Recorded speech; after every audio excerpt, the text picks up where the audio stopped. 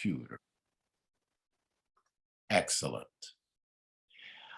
Well, let's get started. We're here this afternoon with the Reverend Canon Rosemarie Logan Duncan, who is the canon for worship at the Washington National Cathedral.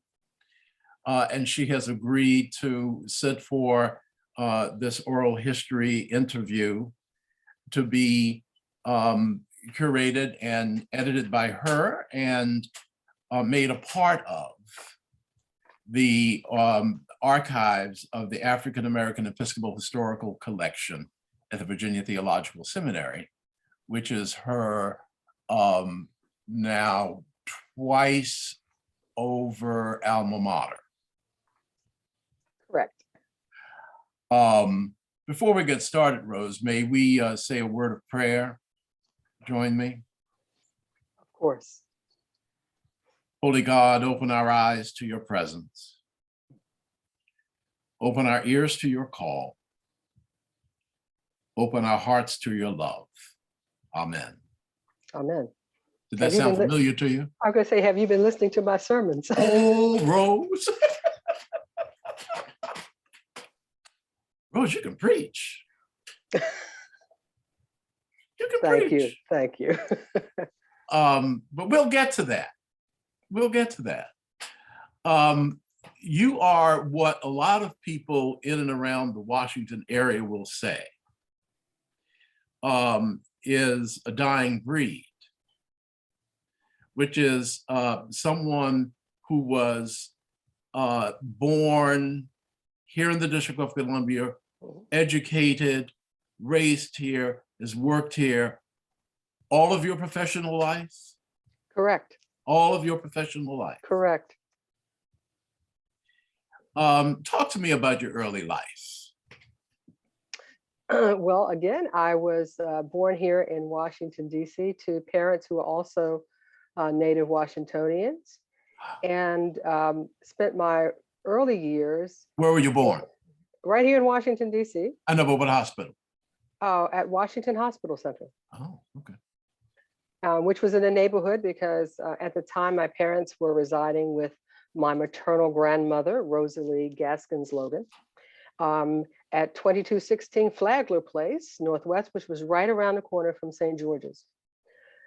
So I spent my first 3 years right there on Flagler Place before my parents moved to the house that I'm actually living in now, which is right off of 16th in Colorado, and what's, I guess, called Petworth. So we moved here in 1963. And so from Flagler Place to Hamilton Street, and basically Hamilton Street. For the rest of the time. So I went through the DC public schools, and both of my parents were educators in the DC public school system. And so my first school was Charles Young out in Northeast, right off Benning Road. And it was nestled between Brown Junior High School, where my father was the assistant principal for boys, Spingarn High School, where my great aunt was the assistant principal for girls, and Phelps Vocational School, where one of my cousins was an instructor. And for the most part, through all of my education, I had classmates and friends of my parents who were my teachers, which sometimes didn't make it an easy life. Yes, I understand. And did you have siblings? I'm an only child. Oh. And tell me how you think that has affected you. Strangely enough, I would say because of my parents, grateful for what I have, and I will say that I don't see myself as a spoiled child. My spouse may say something different, but for my parents, because I was an only child, they were very clear that I was going to need to know how to take care of myself. They taught me much about taking care of a house, taking care of a car, being independent. And so that really formed me. And because they were both teaching and working in sometimes schools where the students did not have enough, they were often buying clothes, shoes, supplies. And so, so in some ways, everything I thought I was going to get, I did not as a child, even into my adolescence. So there was a sense of being grateful for the things that I had. Now, granted, they afforded me the experience of traveling abroad when I was 13 on a, almost 3 weeks overseas, going to the Virgin Islands to visit friends that they had met in college. So there were advantages there, but they were very clear that I needed to be responsible and to be an adult who could take care of oneself. I asked that question because when I was a boy, my closest friends were only children. And one time I was at Arena Stage, and they were doing a play by Thornton Wilder called The Skin of Our Teeth. And all over the stage, there were, it was very whimsical in places, and there would be pop-ups from the floor all over the stage, like little surprise things. And I went to the director and I said, "You were an only child." And he said, "Yes, how did you know?" I said, "I know. You learn how to entertain yourself." It's very true. Right. It's very true. So I spent a good amount of time sketching, and I was introduced to music very early. My mother had been the substitute organist at St. George's, where I grew up in DC. And we had a piano at home. And I made the grave error or blessing of asking her when I was about 6, Mom, I want to, Mommy, I want to learn how to play the piano like you. Yeah. And so music became one of those very important aspects of my life, and continues to be. Yeah. But it's one of those things that helps you. It helped me to entertain myself and to keep myself occupied in those ways. And reading. So those were the things that really fed me and kept me occupied when you don't have siblings around. And it, also to just deal with when things happen in the house, whether you did it or not, you will be blamed for it. Now, was your family large in the sense that you had cousins or, in the area? I do have extended cousins in the area. I have one first cousin. My mother was an only child. My father had 2 siblings, and only one had a child. And so I have one first cousin who is 2 weeks younger than I am. And I hadn't let him forget that. But they were extended family because many of my mother's family, both Logans and Gaskins, lived in the Washington area. And so there were just a lot of cousins there. And my father, as I said, he had 2 sisters, but he had an extended family because his mother had many siblings who were in this area. So I had a lot of extra cousins around. Yeah. And I assume that you were a good student. I would say yes. That was encouraged.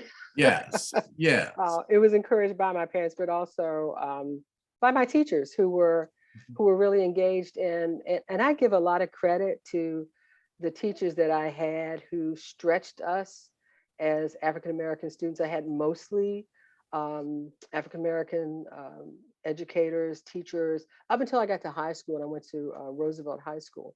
But they were very much encouraging us to stretch, even when we didn't think we could. There was an encouragement there, and there was an acknowledgement that you could. So there was always a high bar that was expected. And my parents even instilled that as a Black child, and they would also say colored, as a colored child. You need to be ready to do twice as much for less than the recognition for that. But that's what you need to do. To always strive. And you went to, after Roosevelt, you went to Howard. Correct. So I started off as a pre-pharmacy major because I loved chemistry. Legendary pharmacy school. Indeed. Yeah. And I didn't go to it. I did pre-pharmacy there, and actually was admitted to the University of Maryland in Baltimore. Mhm. And I went there, and I was a wretched pharmacy student. Mhm. There were a couple of classes I just could not pass. I just Yeah. could not do it. Yeah. And I was in conversation with the dean, and he said, your classes are here if you want to, if you want to take a break or something. And at the time, my father had taken ill my second year in, so it was kind of the perfect opportunity not to be there. And while I was there, I will say that I interacted. I met a wonderful Episcopal priest named Robin Whitlock, and he had just been hired as the Episcopal chaplain for all of the professional schools, because that at Baltimore is where the med school, the nursing school, pharmacy school, law school. Mhm. And he said to me, I really don't see this pharmacy thing working for you. Mhm. Have you considered ordained ministry? So that was the first person who actually articulated that to me. And of course, I was like, no, no. I love the church. I love what I do in the church. But ordained, I don't see that. Okay, so let's go back for a second. Mhm. So when you were growing up, church was important in your family? Oh, goodness, yes. Yes. What Yes. do you mean by, oh, goodness? Um, for my mother found her way to St. George's as a teenager. Mhm. Her family background had been on her father's side Presbyterians, Mhm. on her mother's side Lutherans, Mhm. and for my father it was father's side Baptist, mother's side Pentecostals.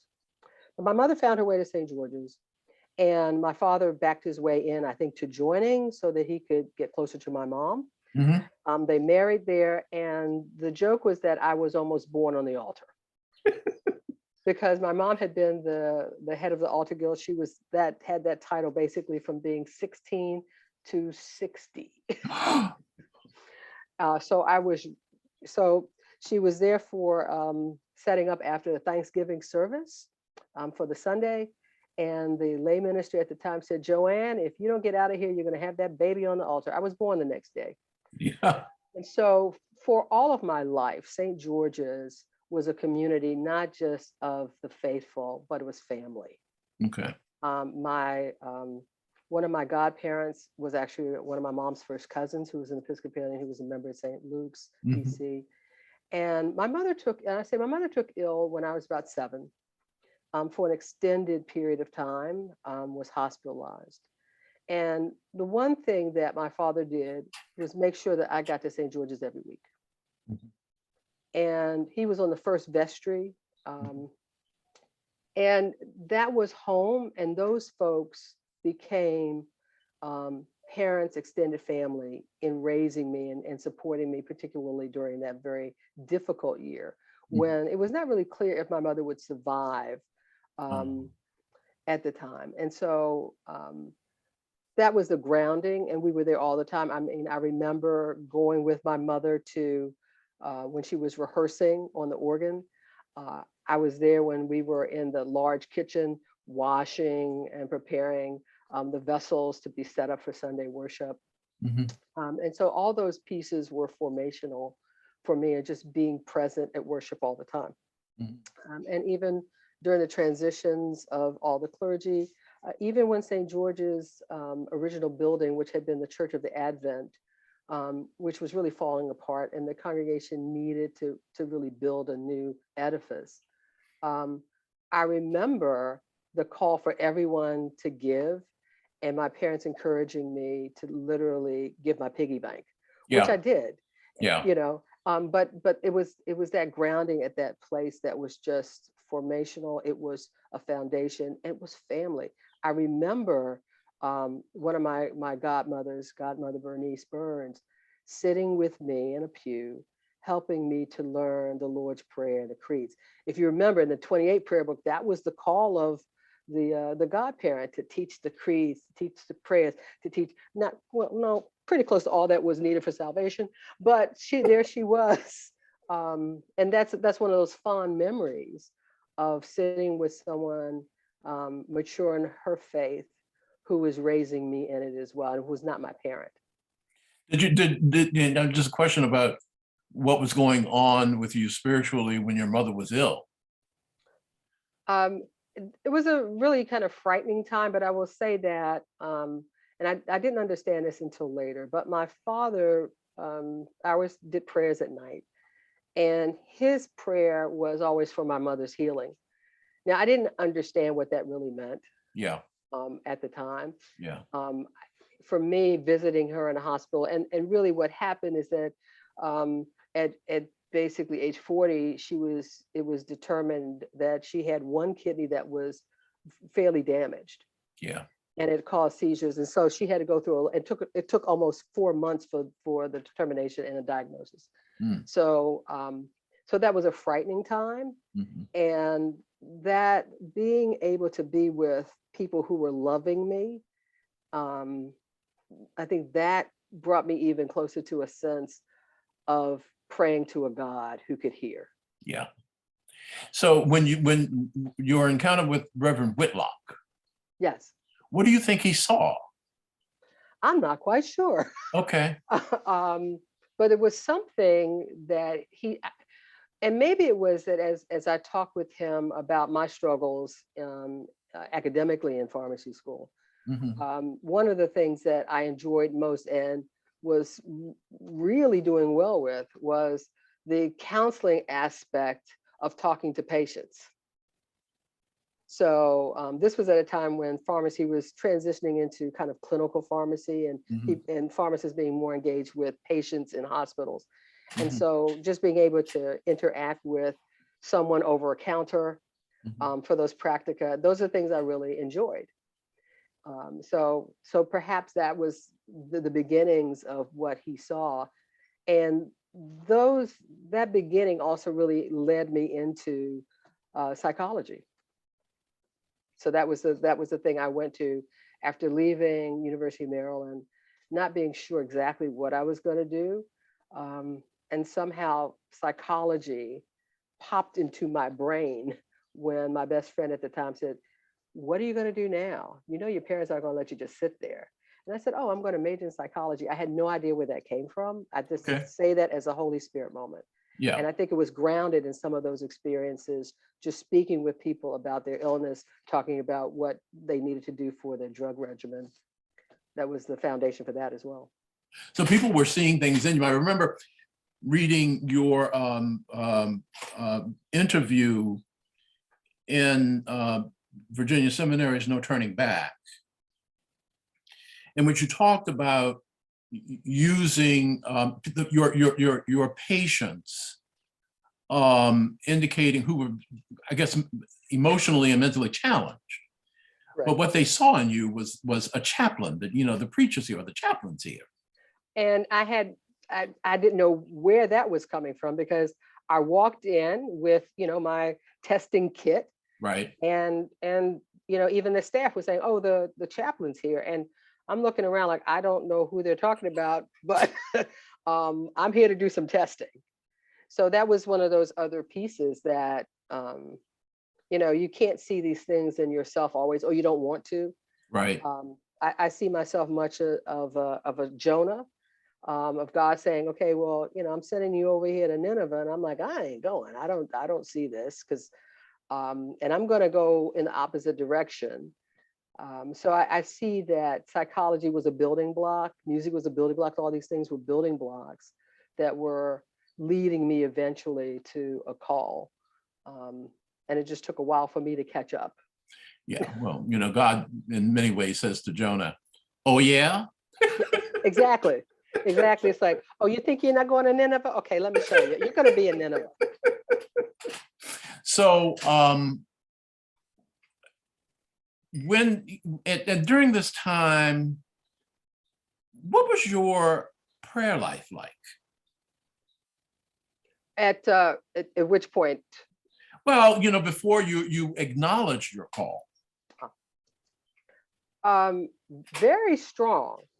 Um, because right after I returned home, it was within a year, my father died very suddenly. Uh, And he died in our house of a massive heart attack. wow. What year was this? This was 1984. Yeah. January of 1984. Mhm.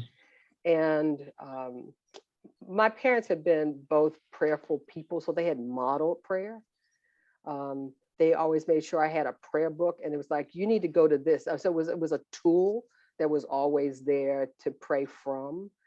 And so I would say that, for a 20-year-old, I was probably as strong in prayer as you may be. I mean, that's one of the things is I never, in a sense, left the church or worshiping life. So, yes, I was constantly worshiping Sunday by Sunday. Even when I was in pharmacy school, I found a church I could go to. And I would go to St. Paul's K Street for evensong. And it was just, there was something about being in sacred spaces and being able to have this conversation with God and not fully embracing all of who I was. I was struggling with that too, about my own sexuality that was all going on at the same time. Mhm. So it was a fairly, I think, close relationship in realizing that I could turn to this God who could hear me. Yeah. Can you talk about that journey and your self-realization of your sexuality? Oh, certainly. I would say that I was pretty clear by, maybe second grade, third grade, Mhm. that I was different. And I couldn't necessarily define or give words to that, but I knew that somehow I was different because I was, checking out and looking at, some of the girls in my class. Um, and I realized, I had a good relationship with my parents. We talked at the dinner table all the time about what our days were like. That Mhm. was a kind of a ritual. And I remember very clearly, I was about 12 and I was in sixth grade. And I really just felt so enamored by this one young lady who was on the volleyball team with me. And I basically said, Mom and Dad, I really want to marry blank blank. And I give it to my parents that they did not choke. They did not, kind of go off in any way. They just said, uh-huh. And dinner went on. But there was something that, I mean, it was a glance between them that I could not miss that Yeah. said, maybe I shouldn't have said that.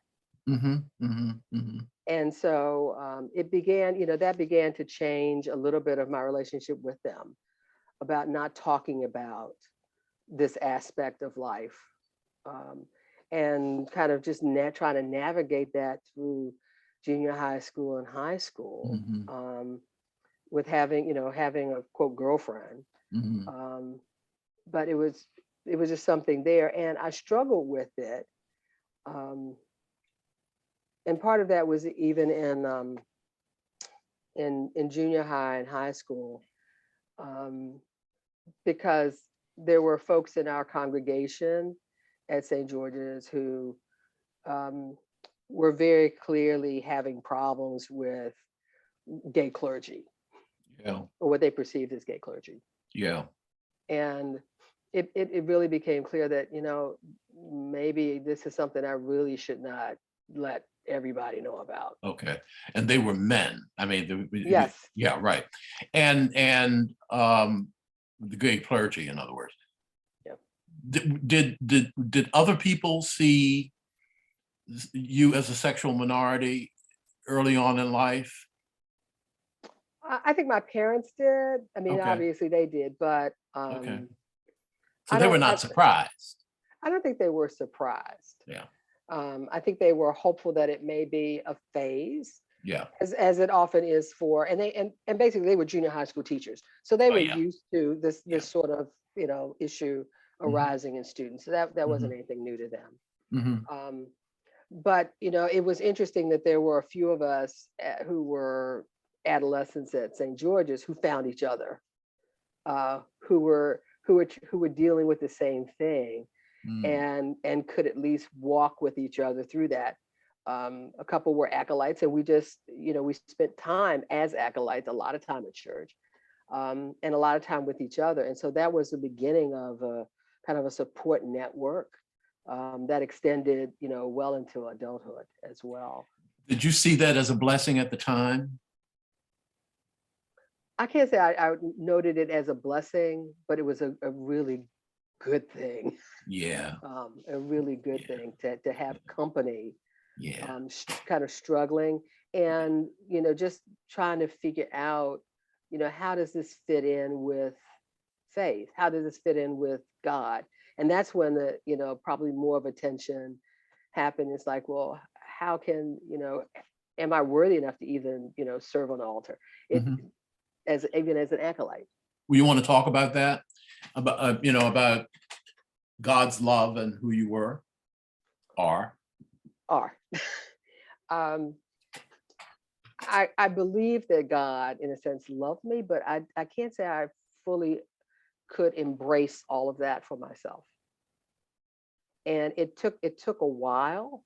And part of this, I mean, we're talking about the 70s and, gay culture and clubs in the district and all the kind of all those things are emerging, and seeing how people are reacting to the gay community in general. Mhm. And so it's like, well, is there something deficient in me? Is there something really wrong? Do I need to, just kind of see if I can turn this off and, straighten up? It wasn't until I would say maybe in my late teens, before I was 20, that I really experienced Romans 8 really toward the end of that chapter as a message for me personally, that there was nothing,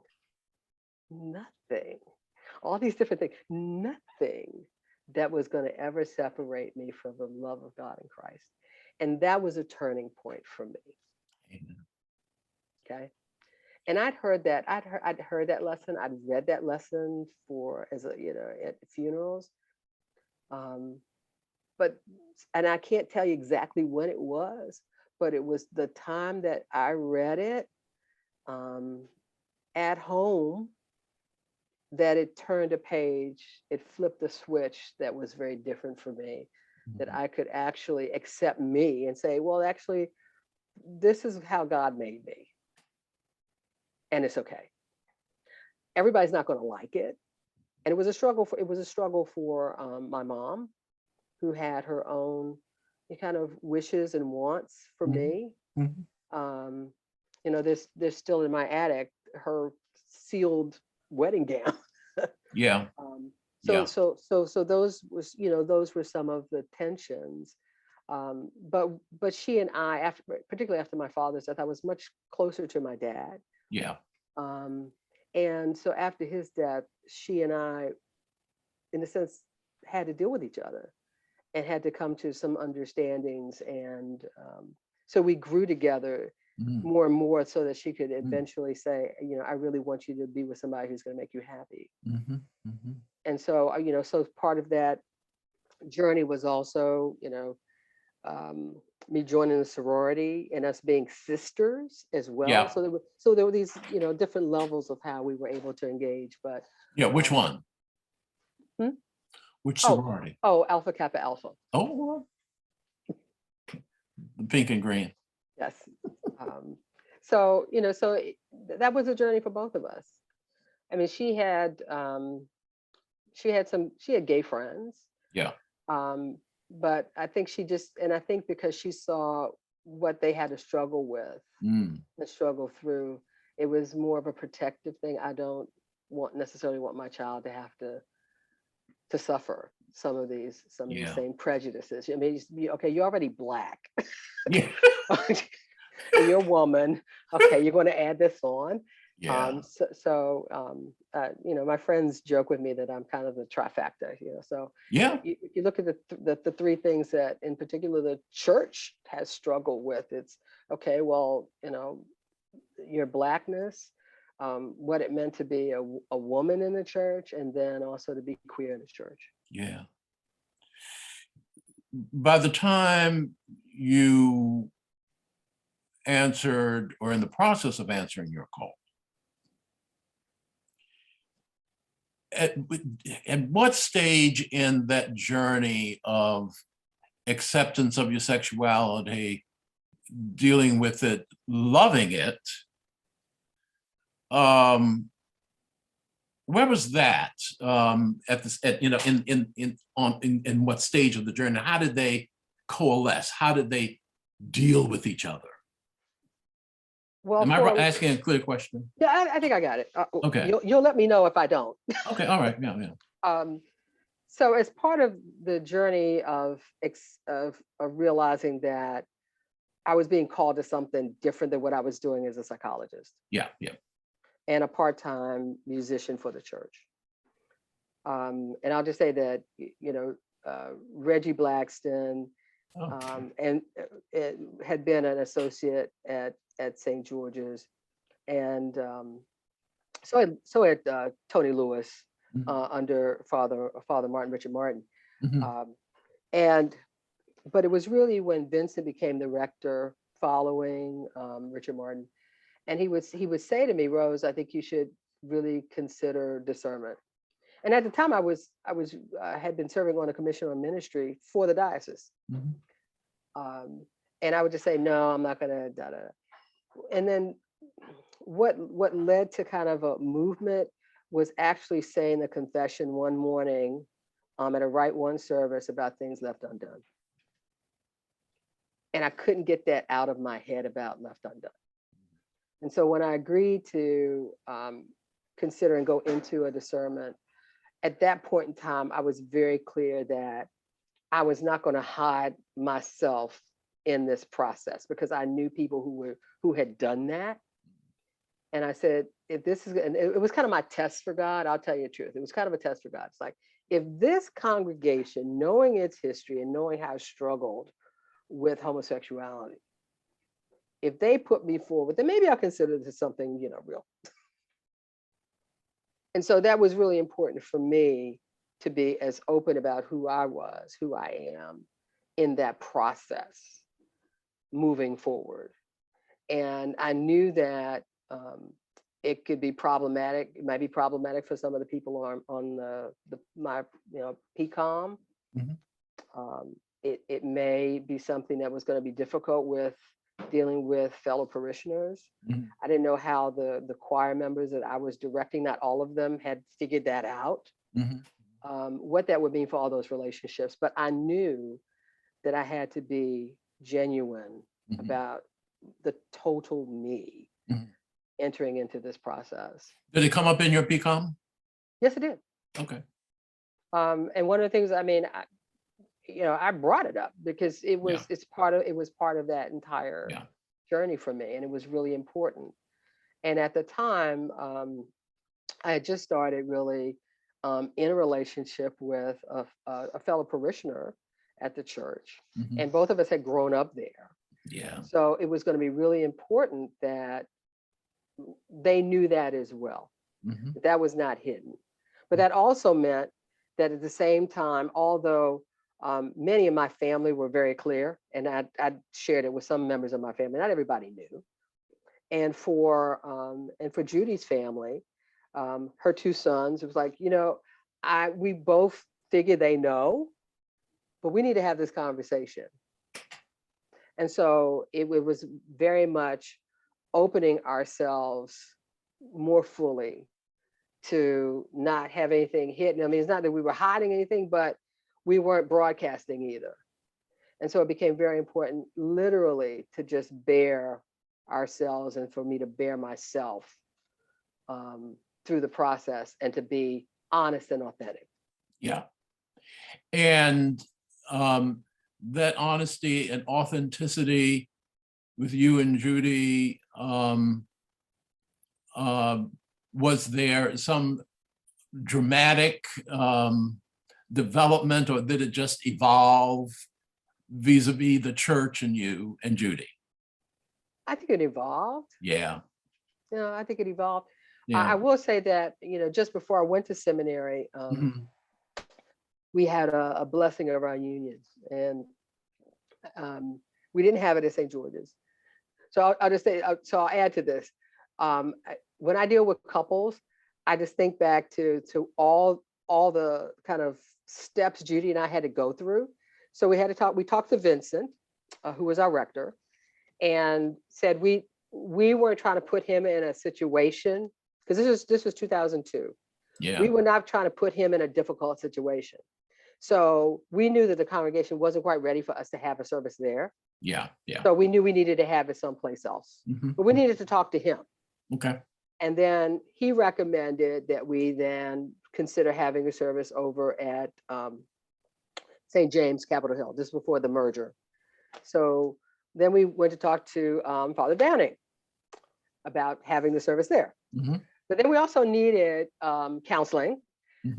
And I really wanted it from someone who was going to understand our situation. And so the only person who was a model for me was Janice Robinson. Yeah. So we saw Janice Robinson. Yeah. And then we, because I was then a postulant, I then needed to talk to Jane Dixon. Yeah. Because she owned my life at that moment. Yeah. And then as soon as John Chain was elected, then I had to get on his docket immediately. So we had to see 3 priests and 2 bishops to get something done. I don't know many couples who make it through all that. But once we had that service, and I'll give it to Vincent, he put it in the bulletin the next day in that Sunday leaflet. Congratulations to us. He published the band. He published the fact that we had the ceremony. Oh, okay. All right. He published that. And there were actually a couple of members who left the church. Oh. So, and we were concerned about who we invited to the service, because we weren't making a statement. We were just trying to celebrate our relationship in a sacramental way, because we couldn't do it any other way. Yeah. Was your mother alive for this? No. Ah. Both of my parents were deceased. Yeah. Judy's mother was able to be with us, as well as her aunts. And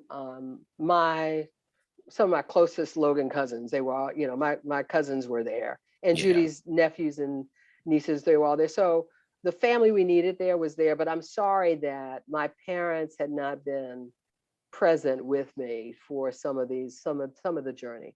Yeah. Of course, my thinking is you should have opened that box to take that dress out and won that.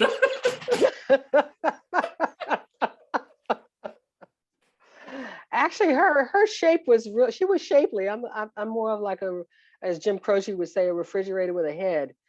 So welcome to the club. So there would have to been a lot of alterations for that, but yeah.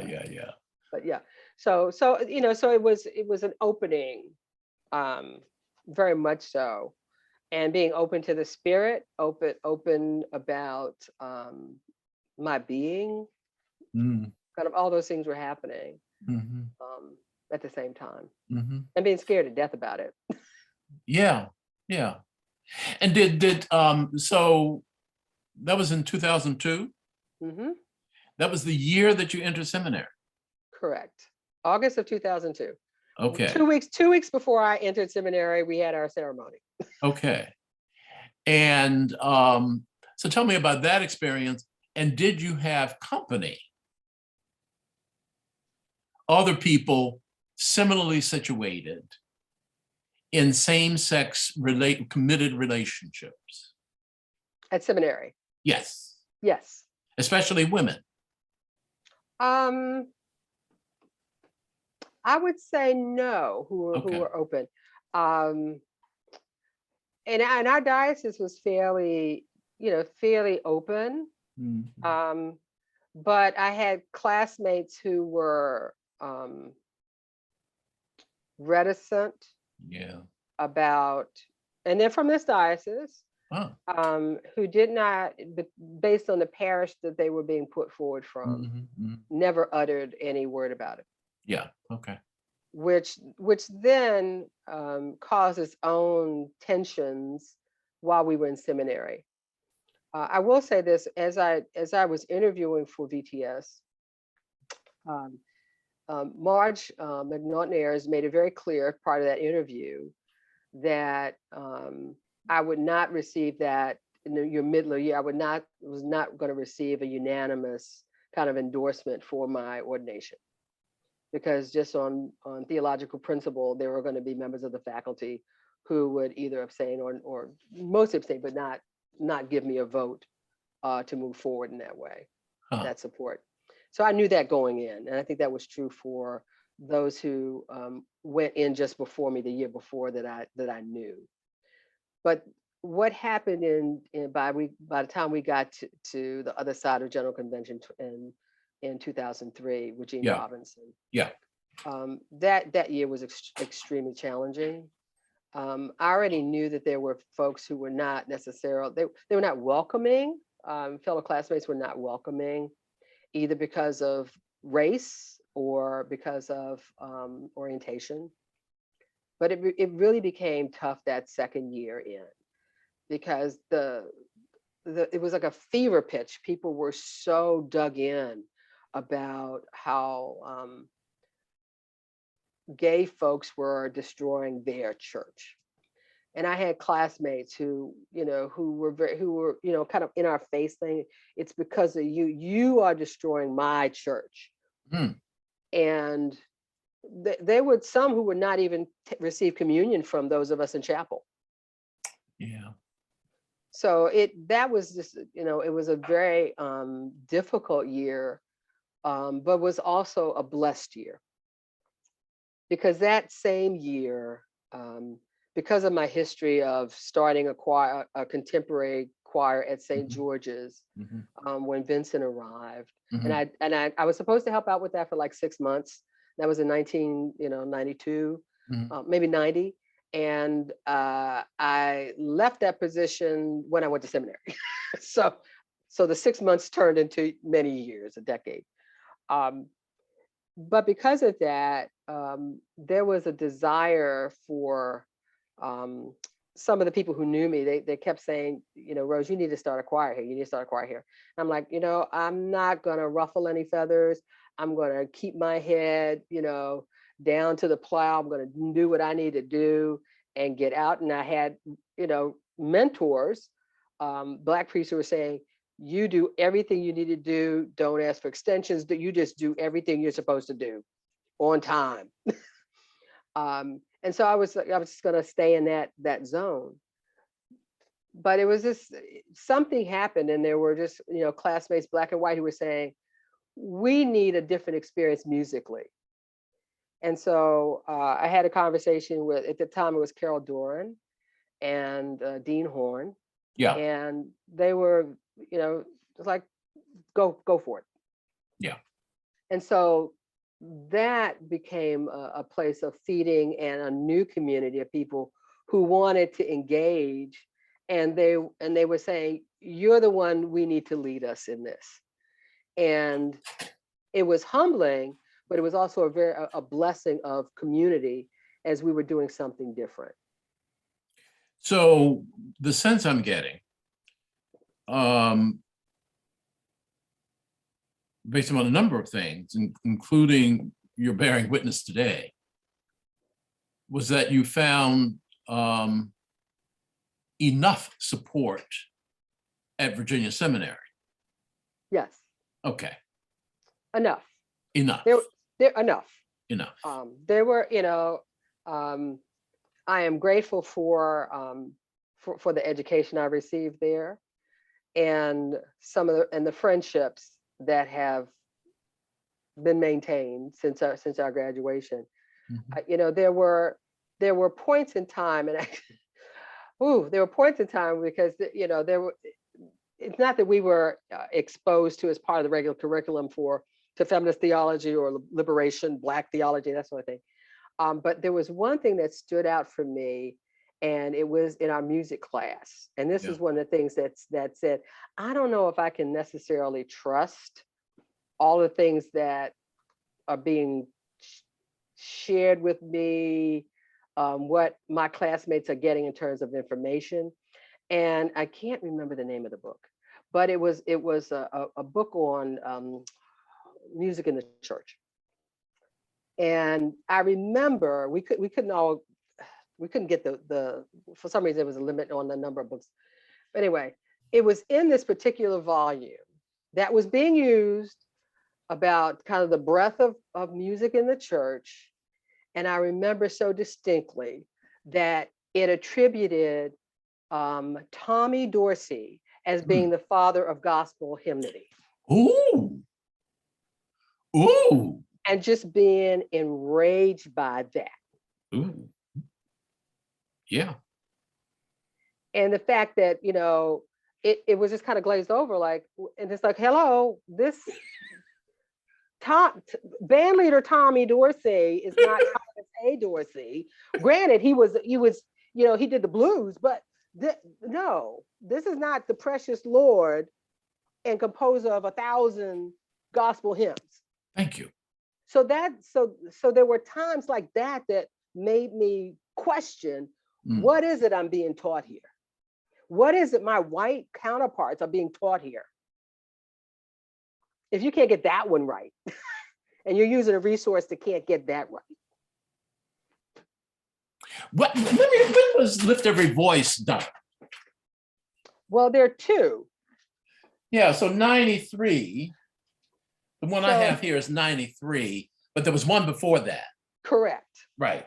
And I want to say that was like 81, maybe? Yeah, it could be, maybe. I don't remember. The brown volume. I have it, it's on a shelf someplace like over there on my bookshelf. Yeah. And I will say that I'm grateful to Richard Martin for introducing that to our congregation. Richard Cornish Martin. Richard Cornish Martin. Yes, indeed. And you know, if you read in the front of LEVS 2, yeah, he's also mentioned there. Yes, it's one of those folks. So by Harold Lewis. Yeah, exactly. Another icon gone. But I take my hat off to Richard for introducing that volume to our congregation, as well as walking us through every iteration of the prayer book as it was going through those transitions. So I have every last one of them. And my parents, I take the hat off to them. They had their copies and I had my copies. So I have the blue, I have the zebra, I have the green, I have all of them. Yeah. Yeah. But I take my hat off to him for introducing that volume to us, and then also bringing in a musician who was able to play kind of all the genres. He could do classical, he could do Richard Small, and this is when this stuff was just coming out. Yeah. And so that was really influencing me as well, as a person who was doing kind of pop soul music in different bands. Yeah. You know, I'm convinced that a very fine professional musician can do it. Yes. Can do it. Not necessarily with all of it, but enough. Now, let me ask you this one. So how was that received?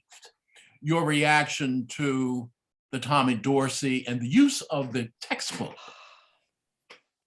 It was one of those things that I ended up being on the worship committee, but I voiced my concern about that book. And I know that it was probably recommended still after, but maybe there was a footnote that, okay, this is an error. I never owned the book because, as I said, there was kind of a shortage of them. So I don't know what other pieces may have been not so correct. But again, it was like, you know, this book is okay, but you know, my part of that history as an African American wasn't right, and it was like, well, you know, it's okay. It's kind of a note. Well, yeah. Well, you know, this raises the other point that I think you discussed so well in No Turning Back, which is the notion of how you were able to explore liberation theology in seminary. Yeah. So, I mean, it was really, how, using resources outside of what class was, or actually in consortium, when you had Yeah. had the opportunity to be with I'm blocking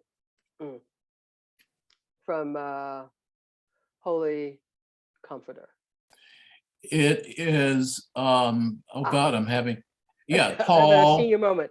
tall, chocolate brown, yes, eloquent, right, He was over okay, there with Kelly, and whatever, right? oh my goodness. Yeah. Courtwright Davis. Courtwright Davis, there you go. A Courtwright Davis. And to have those opportunities, that was really impactful. And those were the wonderful moments. I mean, I had graduated from Howard 3 times. So I had, there were friends who were trying to, you could get special permission to go to Howard or to go to Wesley. But I wanted an Episcopal seminary experience. But it was important that we had access.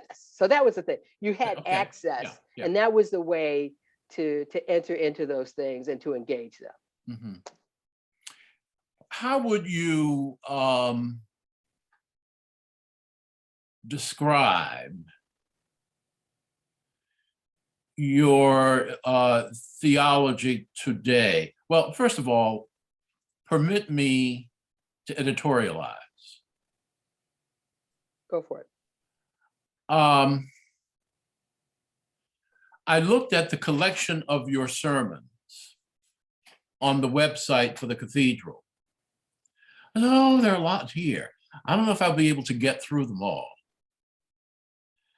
But I realized, of course, I had to start at the beginning. And once I did, I could not stop. I'm surprised. Your voice, and you've talked about the prophetic voice, your voice is a prophetic voice. And while I don't know if I would label you or characterize you or slot you in the place of a liberation theologian, it's there. I wouldn't exactly say it's at the top of the way I see your theology. How would you describe your theology? And am I correct? I would think that you're correct. I don't see myself as, I wouldn't characterize myself as a liberation theology preacher in that sense. Right. And I'm very much framed the way in which I preach, because I really like to stay with scripture. It's scriptural, and it is always, I'm always trying to find what the good news is, and then what also is the challenge. Because, and I think part of this was honed when, or the beginning of that, when I spent my years at St. Columba's, which was a big switch for me, coming from a historically Black congregation, Yes, to basically a broad, well, let's say, high bell smells to broad church, white church. And finding the ways to challenge people of privilege into looking at how we serve as not being, I'm serving because it makes me feel good, got it. but I'm serving because Jesus calls me to do this. Yes. And so That's my version of amen, by the way. So that, so I had to kind of grow into that. And you can do that when you're in a congregation, you get to know them, and you know the moments that you can really press them and have come to Jesus moments. And so I think that's where that was honed, of always staying with the scripture. I don't feel that I always have to go to, this reminds me of this over here. Yeah. That's right. So, and part of that is the preaching that I grew up with and heard year after year in my own parish, and then within the Black church community Yeah. in Washington. Yeah. And so, so that's part of it. And then, you know, what is the challenge? What is the uncomfortable place? And many times it's me, it's several preachers will tell you, I have to preach to me sometimes, and I'm letting you eavesdrop. I hear that. I hear that. And I hear that in your sermons. And when you talk about what is a challenge for you. Yeah. Right. And so, because we can all get really comfortable. Yes. But the gospel doesn't call us to do that. Jesus doesn't call us to do that. And because there have been so many things, and you're aware that, you know, when I got to the cathedral, one of the first things that happened was the kind of the whole blow up thing about windows. Yes, I know about that. You know about that. And what, you know, what did it mean really for us to have these things in our sanctuary, in our sacred space? What was the message of that?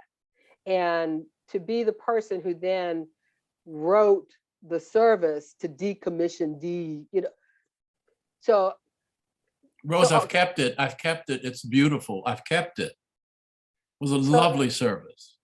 So, you know, it's those things that keep saying, you know, don't forget your roots, don't forget who you are. Yes. As well as whose you are. But who I am is a descendant. You know, I look at my great-great-grandfather who was born enslaved, but then became a Presbyterian minister and started a school in Concord. Okay. So, I mean, you know, I look at a Polly Murray on whose shoulders I stand, who was ordained at Washington National Cathedral, and a name that maybe not everybody's going to know, but Barbara Duncan, who was the first Black female canon at the cathedral, who also was at St. Columba's as an associate. She was there probably in the 80s, 90s. Wow. So Barbara Duncan was there, went to the cathedral. Yeah. I end up the second Duncan, no relation, and then at the cathedral. As the first African-American woman in the position I hold as presenter or canon for worship.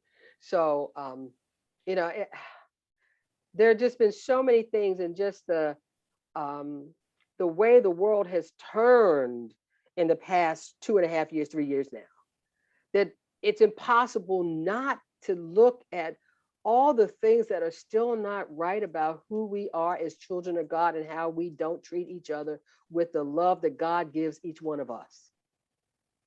And we have to as preachers, we have to challenge that, because, and it's not comfortable, because very often I don't even know the people I'm preaching to often, because the cathedral, if you look, when any of us will ask, well, how many people are visiting for the first time or visiting with us, you're looking at 50%, maybe more, of people who you'll never see again. And what is the good news you can bring to them? And what is the challenge you can bring to them for that one moment? So I don't know if I've Rose, you've just moved me. And I know we don't have a lot of time, but I just wanted to bring up something. When the other day, Sharon Malone, Eric Holder's wife, and the youngest sibling of Vivian Malone, who desegregated the University of Alabama. Okay.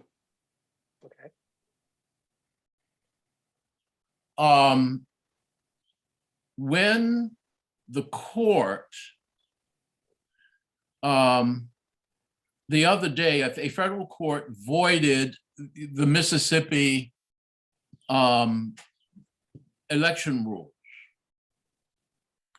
Sharon Malone put on Twitter, "You didn't get everything you wanted, Eric, but everything is progress. And I know you ain't no ways tired." And when I hear myself say, I am so tired, and it only takes me a second to say, who do you think you are? You ain't done nothing, boy, compared to the people who came before you. Correct. And I cannot ignore those struggles. Right. Because, hearing my maternal grandmother tell me about the Klan marching down Pennsylvania Avenue. Yes. About knowing my parents lived and grew up in a segregated Washington. That's right. Who went to minor teachers college, which came out of minor normal school, which was the colored school. That's right. Before it became DC teachers. And just the struggles they had when applying for jobs and for government, and because it said minor, Mm-hmm. it's like, that color school. Mm-hmm. And for my mom to have, she was very good at cartography. Yeah. She'd applied for a job, and she was a fair-skinned Mm-hmm. Black woman Mm-hmm. who her students often just thought she was white. Yeah. And so, when she showed up, it's like, okay, well, this is not bad. But then when they start digging into her education, it's like, oh. And then suddenly, we'll give you a call back.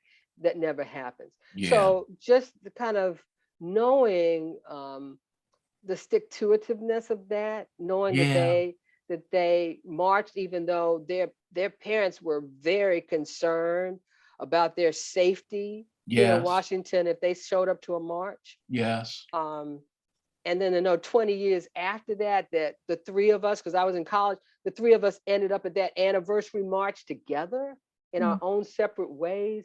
I was with Howard students, my dad was the Kappas, my mom with the AKs.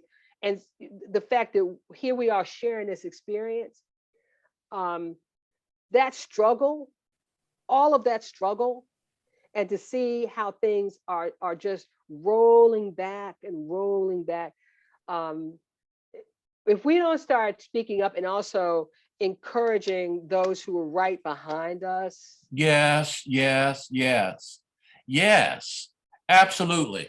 Someone said to me the other day, in the middle of St. John's Lafayette Square, said to me, Riley, we don't have the same passion that the other side has. Exactly. We've got to get that passion. And I don't know what that means, Rose.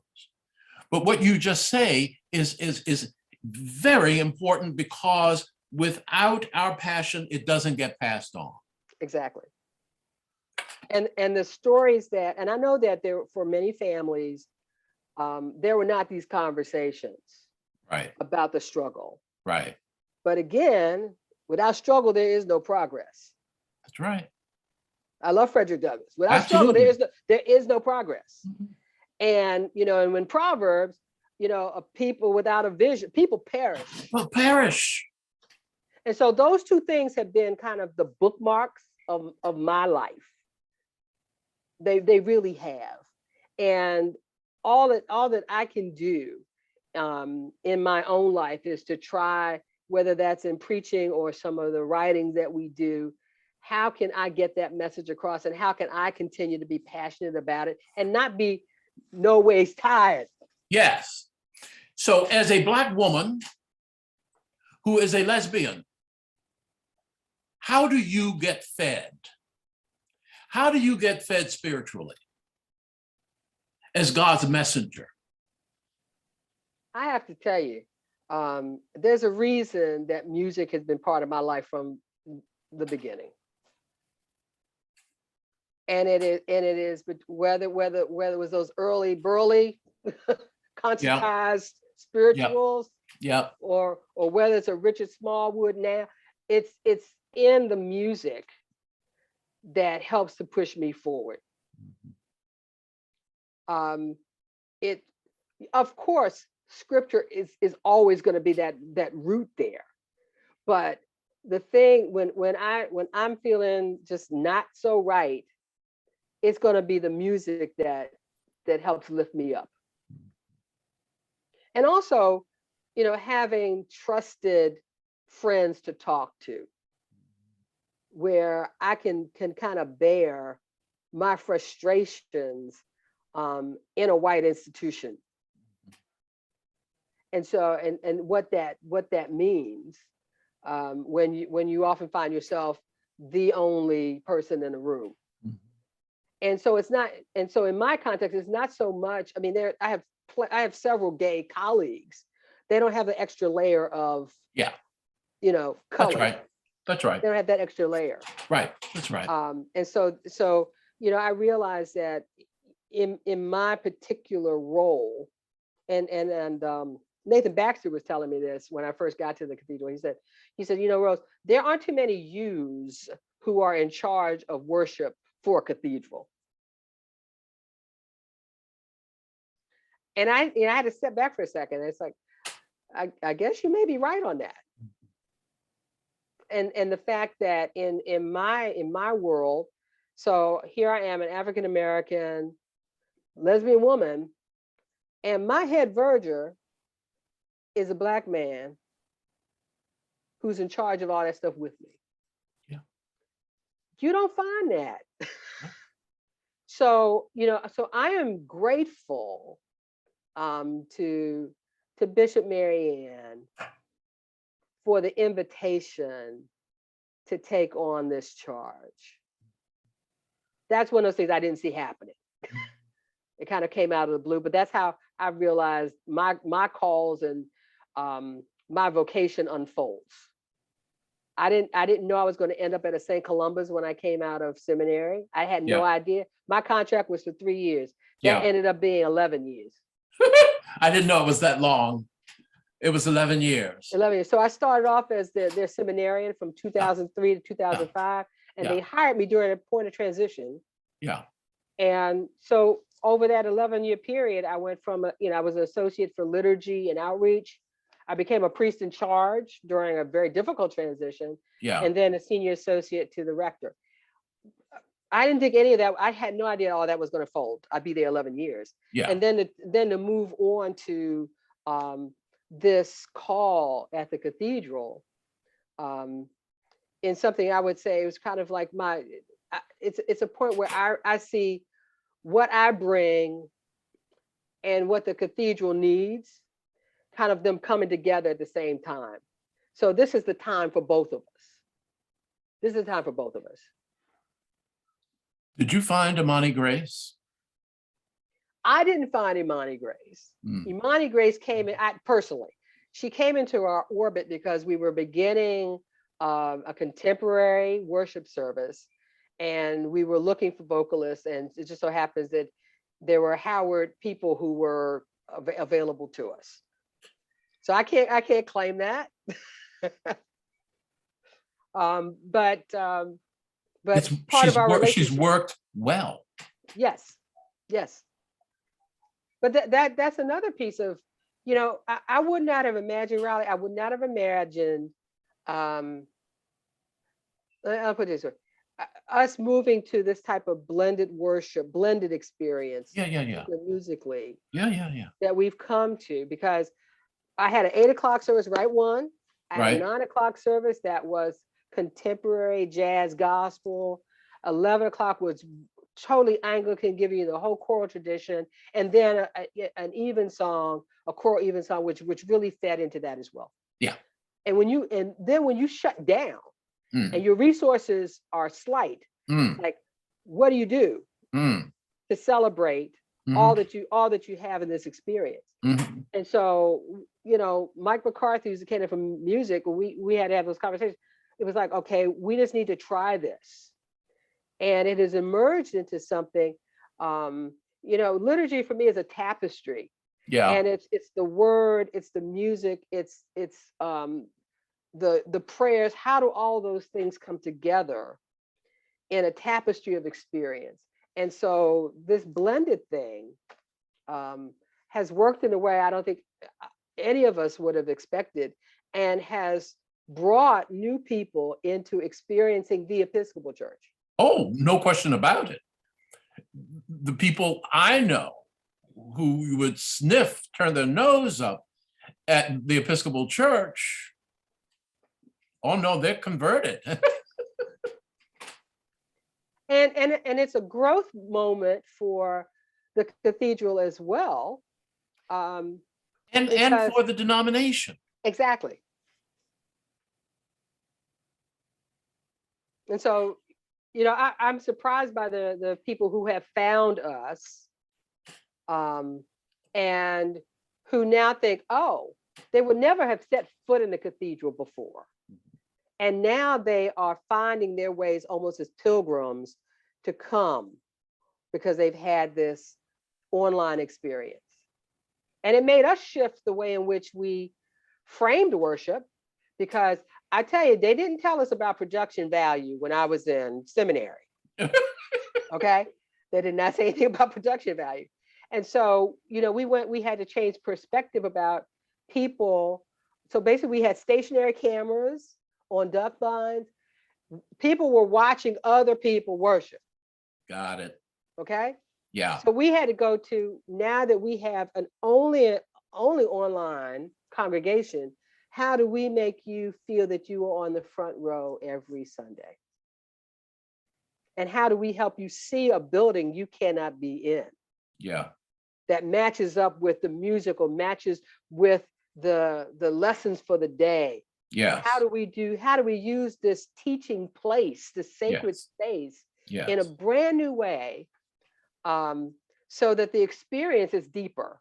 Mhm. And hopefully you're touching the sacred in a way. That's my whole thing. How do you come to the cathedral and touch the sacred? Yeah. Know God. I don't care if you're coming, you think you're just coming because, oh, I'm a tourist, I'm looking at the windows, I'm looking at the sculptures. No, all of this is sacred. All of this is sacred creation. And how do you encounter the divine in all of that? Yeah.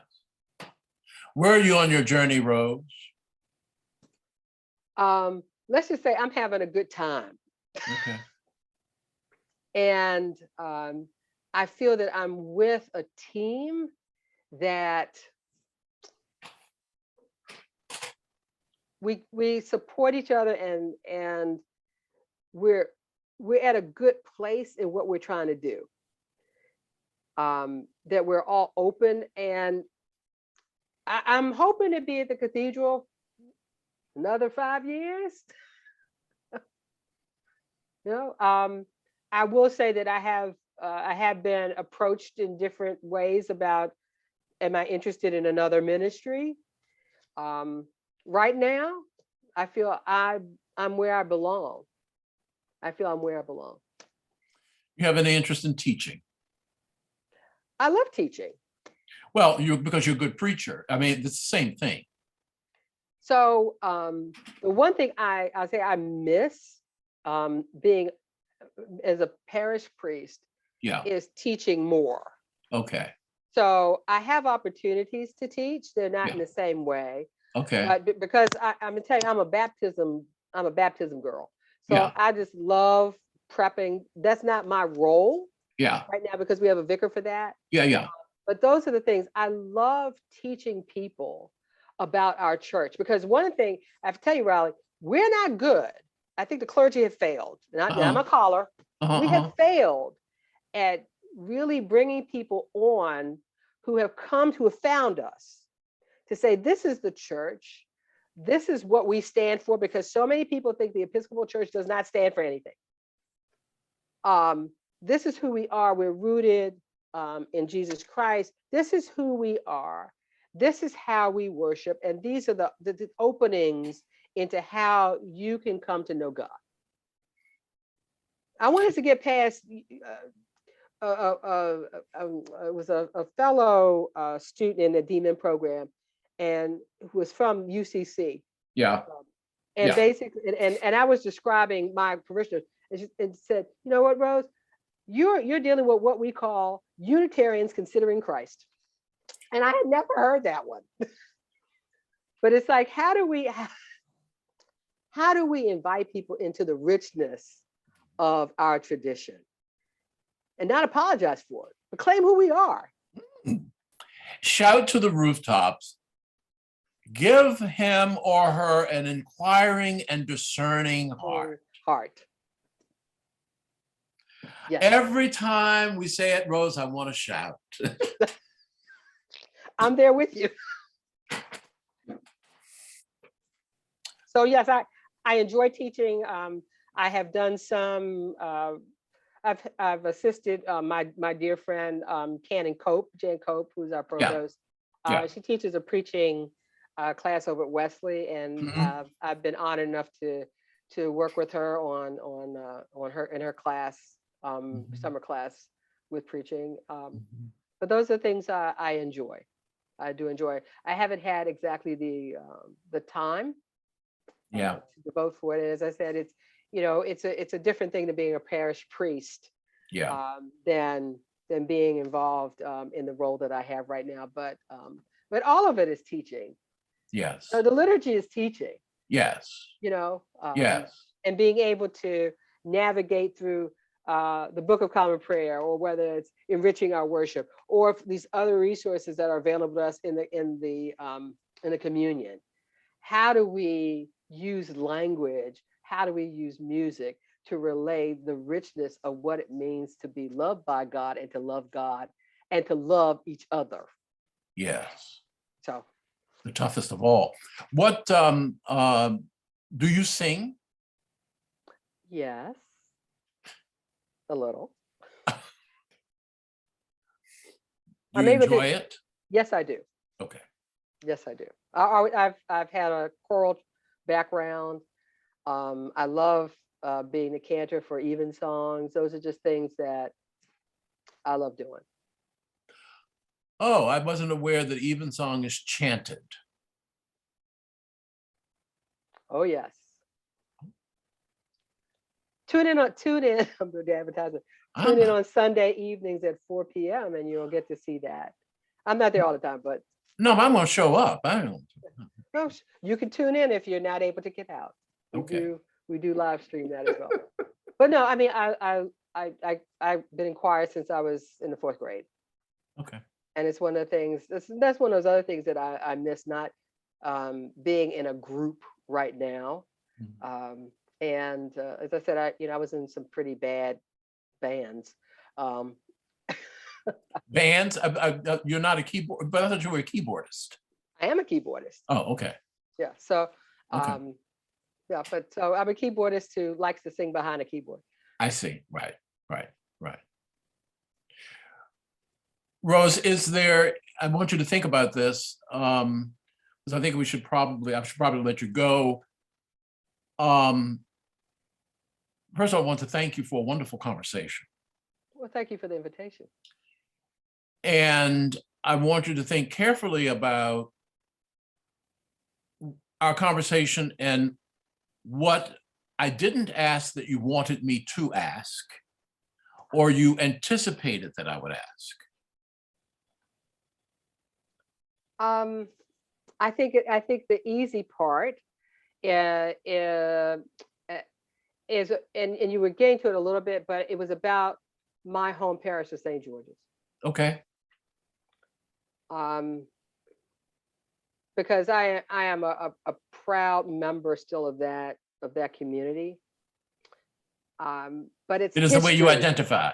Right. And it's the history of that place that for me is important. And it had touchstones between St. Columba's and my current life. So just the history about that place. So if we go back to, St. Albans. Yes. And St. Albans definitely was in the category of places that had various missions. Okay. So there was an original St. George's that was a mission church of St. Albans Parish. And all this was going on in the late 1800s. But I want to say it was probably 1899, somewhere in there, that the colored mission was set up at Fort Reno, where you had the freedmen, and you also had the enslaved recently migrating and settling in Washington. And so there was this colored parish, this colored mission that was set there, St. George's. And over time, because St. Columba's was another one of those mission churches, because once St. Columba's became independent, as an independent congregation, they were given charge of St. George's. Now, St. George's closed because of urban development that was going on over in Tenleytown.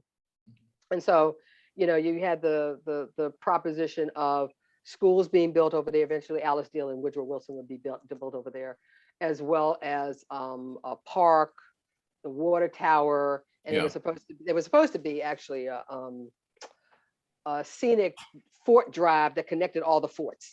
That didn't happen. Yeah. Anyway, so because of urban development, that community was kind of destroyed in a certain way. And St. George's closed.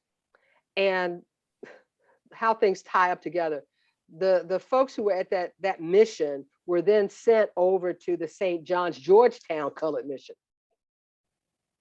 That closed. And fast forward. Where was that? And I can't tell you where that was. Okay, all right. So I'll find out. I don't quite know where that one Yeah, I'll find out. was located. But then if you fast forward to 1929, and let's just say that we know that 1929 had some issues. But here we have a group of African Americans who are living in the Leroy Park section, who are saying, we need a church in our community. The closest one is going to be St. Luke's. And then you got St. Mary's down in Georgetown. We need something here that's close to Howard University as well. And so you find that they're approaching Bishop Freeman at the time, like, we want to start something here. And so they had their first meeting. I want to say it was like the day of the crash to plan for this. But over time, St. George's became its own mission. So it was a mission of the diocese. It was the last colored mission under segregation in the Diocese of Washington. And so it was suggested that they take on the St. George's name from that original colored mission in Tenleytown. So, you know, fast forward, by 1953, we're an independent congregation. 1981, separate parish bounds. And from that, just the history of the first vicar, Adolphus Birch, who then became the first rector, Frank Turner, who was the second rector, who then became a bishop suffragan in Pennsylvania, Richard Martin, respected liturgist who I learned so much from. We didn't see eye to eye on much. And he would never have supported me going forward as a woman. I know that. But my experience was so rich there. And then Vince, and during his time, as I said, Tony Lewis was there. We had Reggie Blackston, who they were both very formational in my life. So I'm really grateful for their ministries. I would not be who I am today without them. And I know that. And then when Vincent came in, strangely, Vincent Harris had been a seminarian when I was in high school. And then he became my rector and one of those spiritual guides.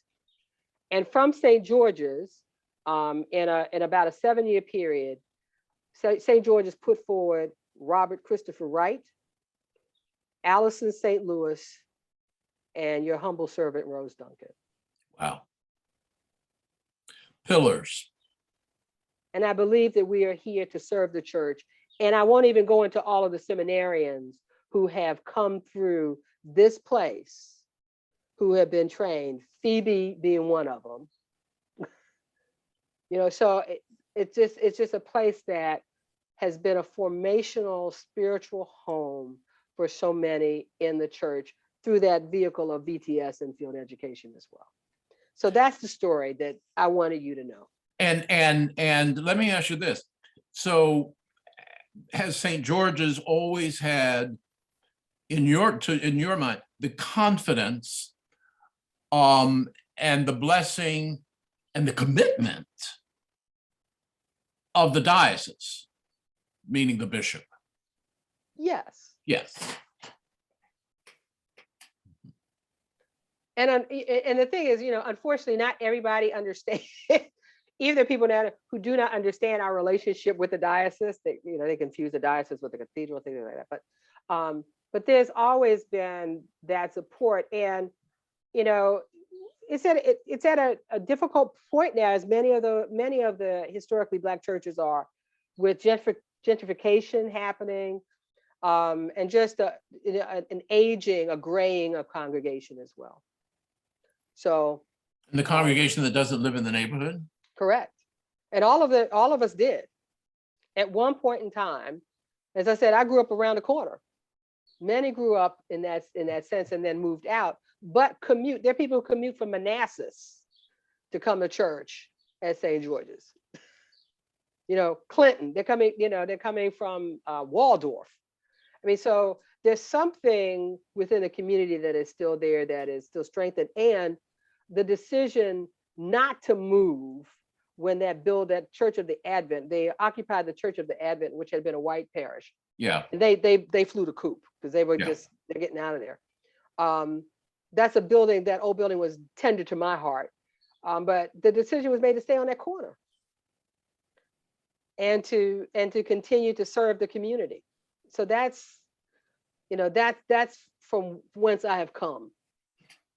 And Judy still is a member there, active member there as well. Is its existence sustainable? I don't know. I believe that if more are drawn in, who are younger, and when I mean younger, I don't mean, oh, we're going to get every 20-year-old. No.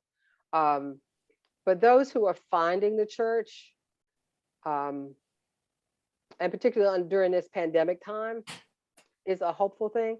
And I will also say this, one of the things that I always was hopeful about for my home parish, it was formed because we were not welcomed as colored people into the church. It was formed for that. So the greatest message, the greatest turn of a story, is that St. George's has always been a welcoming place, regardless of what your race is. And that's what the story has to be, that you're welcome here. And it was known as the little church on the corner with a big heart. Rose, one of the things I want to promote at the archive is the story, are the stories of the parishes like St. George's, and the related stories of the white parishes who played a role in their formation and existence, for good or not so good. Correct. Because I think that's a story that we need to have if we are to reconcile racially. We have got to know the facts and the truth. There has to be truth telling, and in some instances, there's got to be some confession. Correct. Because you can't get to reconciliation without that confession. process. Without that process. That's right. And we are fast to try to move to reconciliation but we got to get through that ugly part, the dirty part. We have to get through that. I don't mean skate around it. I don't mean dig under it. We have to march through that. For all the emotion, all the pain, all the emotions that will come with it. And that's the only way to truly get to reconciling. Well, let me just, one of the ways I'm going to let you go, but one of the ways I wanted to try to do this, to get it jump-started as a discipline, is to find one of the most capable Black seminarians who's a middler who wants to do this, begin the study as an honors thesis. Mm-hmm. Excellent. Right. So the inquiry will start, and it will start in a way that, you know, some well-meaning professor will say, "Oh, that's very nice. So, you know, it's fine. Don't worry about it." But someone who has the capacity to, you know, to bring not only the discipline, but the intellectual heft to the effort. You warm my heart on that one. Okay. You just warm my heart. Okay. Okay. And my hope is that more congregations will enter into learning more about their history, because my parents didn't know all of its history. Right. And that's something that we need to be posting on websites. Yeah. It needs to just be, you know, part of our narrative always. I think every church should do that, but particularly those who have come out of, you know, the trial of segregation and all that has come with us as coloreds, as Negroes, as Afro-Americans, as African-Americans, all those terms. Mm-hmm. How do we uphold? Because if we don't do it, no one else is going to do it. That is correct. You know, no one else is going to do it. You know, I discovered this, you know, at St. John's Lafayette Square when we were getting ready. I don't know if you know this story. We were getting ready to celebrate the bicentennial. And I said to the rector at the time, I'm going to prepare. I'm going to do the research, pay for some of the research, and to do a thorough job to tell this parish how it became a white church. He said, that has nothing to do with our bicentennial. But that's water over the bridge. I now have put something in place. Maybe if we can get that done, because it's an important story now that that church sits at the corner of Black Lives Matter Plaza. Correct. And that has not been the perspective. The perspective has been, it's across the street from the White House. Correct. Right. Thank you, Rose. Thank you, Riley, for the God bless you. Back at you. Always. So you'll be getting from me a transcript. Oh, that'll be frightening. I'll talk to you later. Okay. Thank you, Riley. Bye. Thank you. Bye-bye.